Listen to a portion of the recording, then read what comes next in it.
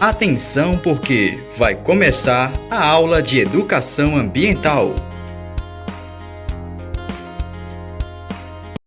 Olá, alunos dos sextos anos do município de São Caetano. Meu nome é Veridiadna Albuquerque e a gente vai falar um pouquinho sobre a educação ambiental. Então, presta bem atenção na nossa primeira aula, tá? Como tema que nós vamos abordar na nossa primeira aula de educação ambiental, nós vamos falar um pouco sobre a água no planeta Terra.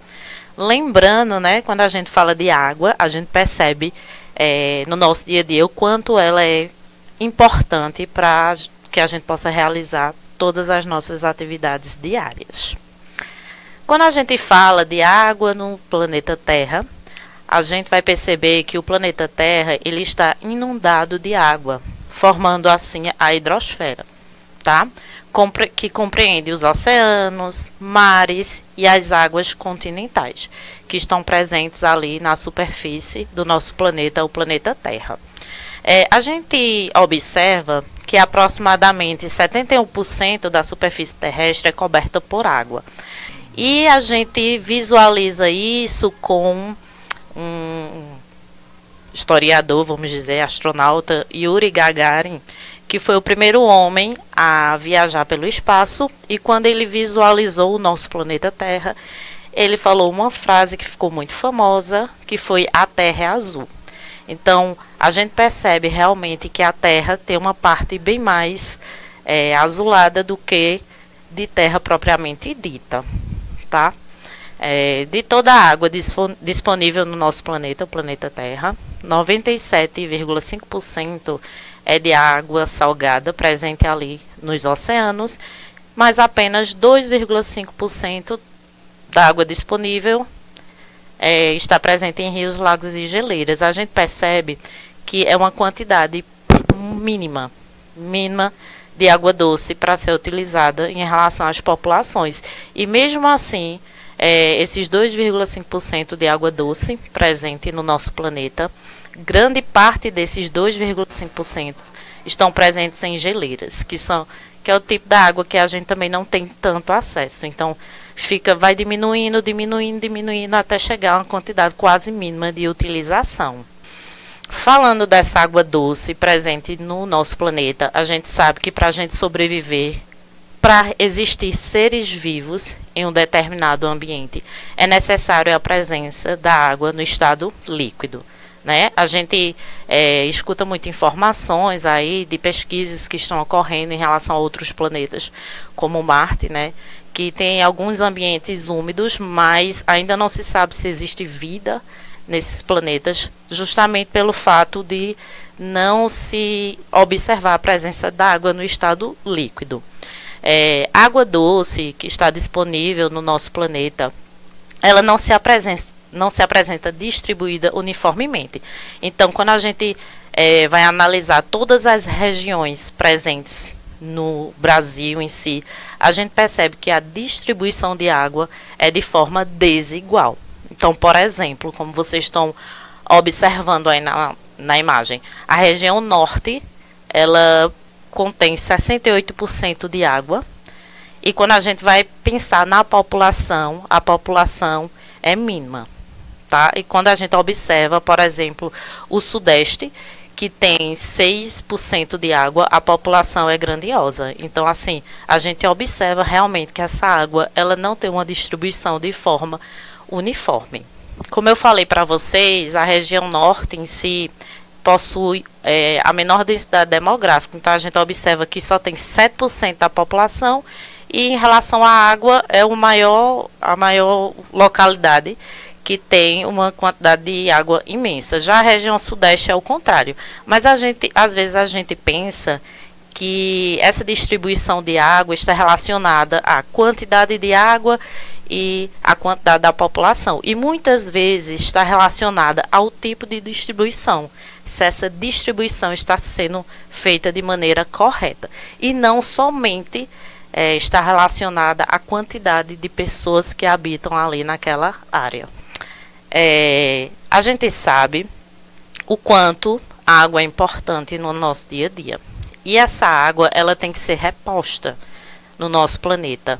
E para ela ser reposta, a gente lembra do ciclo da água, que é justamente o ciclo da água que ele é responsável por repor essa água doce, que é tão importante para a nossa utilização em relação ao mundo.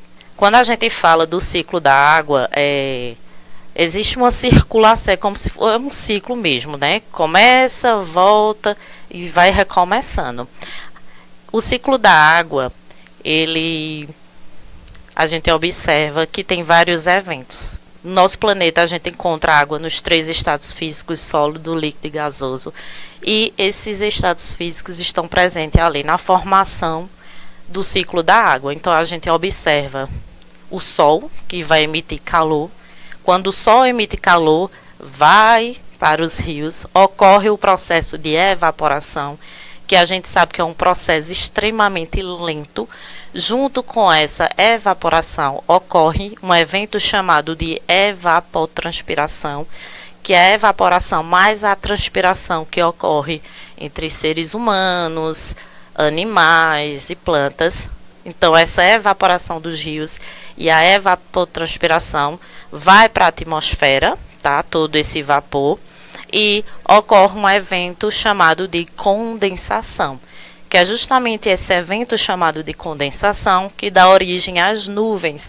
Então, se a gente fosse analisar dentro de uma nuvem, a gente ia perceber que não existem só gases em si, vai existir gotículas de água. Quando essa nuvem ela está muito pesada, vai ocorrer a liberação da chuva, que a gente chama de precipitação. Nessa precipitação, nessa liberação de chuva, a chuva volta ali para os rios ou se infiltram no solo e recomeça o ciclo da água. Quando a gente fala da água doce que está presente em rios, lagos, é uma água que a gente vai utilizar, mas para utilizar é necessário que essa água passe por processos de tratamento. Então, a água realmente que a gente pode utilizar é chamada de água potável, tá? Segundo o Ministério da Saúde, ela é a água que atende ao padrão de potabilidade e que não oferece riscos à saúde. Então, a gente pode consumir, que sabe que não vai ter nenhum risco de alguma contaminação. É aquela que pode ser consumida porque atende a requisitos físicos, químicos e biológicos e que estabelecem sua qualidade e garantia de segurança ao bem-estar daquela pessoa que está consumindo aquela água. Para a gente falar sobre água potável, para que uma água se torne potável, ela tem que atender a determinados requisitos. E quais seriam esses requisitos? Tem que ser inodora, sem cheiro, tem que ser incolor, sem cor, e tem que ter um sabor indefinível. Então, ela tem que ser insípida, ela não pode ter sabor. Ela também tem que ter quantidades adequadas de sais minerais e também não pode existir organismos patogênicos, micro-organismos que venham causar doenças. Quando a gente fala da questão da água como uma preocupação mundial, se a gente a gente observa a grande importância que a água tem no nosso dia a dia e que a gente sabe que a gente não iria conseguir sobreviver sem a água, a gente tem que ter realmente uma preocupação. E essa preocupação tem que ser uma preocupação mundial, tá? Antes, a gente tinha uma consciência de que a água era um recurso inesgotável, que não teria fim, que não acabaria. Hoje, a gente já visualiza isso de uma maneira diferenciada. Por quê? Porque hoje existe o desperdício, a poluição, existe o crescimento populacional, existem as mudanças climáticas, a urbanização e a industrialização, que fazem com que esses recursos hídricos, que fazem com que essa água ela vá ficando cada vez mais escassa, ela vá diminuindo cada vez mais. Então, a gente tem que ter uma preocupação em relação a essa diminuição de água que está ocorrendo mundialmente, a gente pode dizer assim. Segundo o secretário-geral da Organização das Nações Unidas, mais de 2 bilhões de pessoas no mundo todo não têm acesso à água própria para o consumo. Então, é uma quantidade imensa de pessoas que não têm acesso à água. Então, imagine viver sem a água na nossa casa, que chega ali, né, pelo sistema de canas. Então, tem que buscar essa água de outras formas. E muitas vezes essa água, ela nem vem tratada para ser consumida. Tá? Em relação ao desperdício de água no Brasil, a gente observa que o Brasil ele desperdiça água numa porcentagem de 20 a 60%. Então, aquela água que a gente consome ou que a gente poderia consumir, ela está sendo totalmente desperdiçada. E a gente tem que ter um olhar diferenciado em relação a isso. Então, quais seriam algumas dicas para a gente reduzir esse consumo exagerado de água? Então, diminuir o tempo no banho. Então, quando você estiver lá tomando banho, se ensaboando, lembra de fechar a torneira para que muita água não vá embora. Reutilizar aquela água que é usada para lavar roupas, né? Pode pegar aquela água da máquina de lavar e colocar para lavar o chão em si. Quando vocês forem escovar os dentes, também ter consciência de sempre fechar a torneira, observar se no ambiente em que vocês estão presentes, que vocês vivem, na escola também, quando vocês voltarem, se existe algum vazamento.